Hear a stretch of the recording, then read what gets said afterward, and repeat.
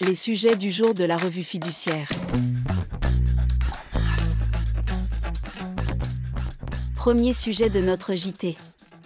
Proposition de rectification. L'administration doit, en principe, adresser à un contribuable une proposition de rectification par voie postale en recommandé avec accusé-réception. Le Conseil d'État a admis que l'administration puisse utiliser d'autres canaux comme une expédition par une société de messagerie à condition qu'elle soit en mesure d'établir par tout moyen la date de présentation du pli, s'il n'a pas été retiré, la date de distribution d'un avis de passage. L'envoi via un courriel contenant un lien avec l'application Escale a également été admis.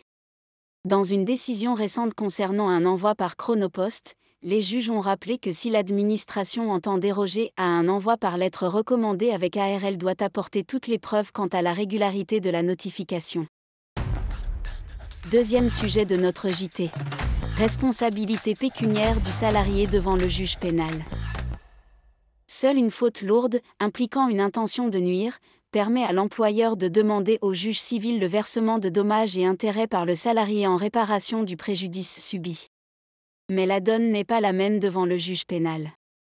En effet, si le salarié commet une infraction pénale dans le cadre de l'exécution de son travail, l'employeur peut alors se constituer partie civile au procès pénal pour obtenir la réparation de son préjudice, sans qu'il soit nécessaire de caractériser l'existence d'une faute lourde du salarié. Le juge pénal va uniquement apprécier si le salarié a commis une infraction pénale dans l'exercice de son activité professionnelle et si l'employeur a subi un préjudice résultant de la commission de cette infraction. Troisième sujet de notre JT. Commerçant, un guide pour développer et booster votre présence en ligne.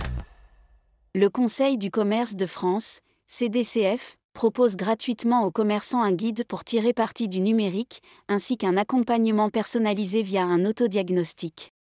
Le guide, disponible sur le site du CDCF, couvre les points essentiels pour développer un projet numérique, comme la création d'un site de vente en ligne ou l'utilisation de plateformes existantes et les services de livraison adaptés. Le guide souligne également l'importance de la présence en ligne pour se démarquer des concurrents et attirer plus de clients en magasin. Il offre des conseils pratiques pour gagner en visibilité sur Internet, notamment en utilisant les réseaux sociaux comme Instagram, Facebook, X et en créant une fiche Google My Business pour mettre ses coordonnées en ligne et être géolocalisable. Enfin, pour une vision d'ensemble, un tableau compare les différentes solutions numériques sur les points suivants: niveau de difficulté, visibilité, coût, investissement en temps, fidélisation du client, degré de personnalisation possible, interaction avec les clients, avantages, inconvénients et possibilités de vendre en ligne.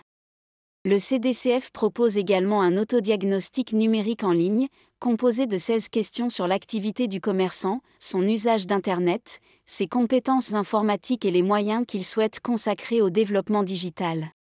Notons qu'à l'issue de ce questionnaire et pour en obtenir le résultat, il est demandé au commerçant de renseigner son adresse e-mail et de consentir à l'utilisation des données fournies sur ce questionnaire à des fins d'analyse par le CDCF.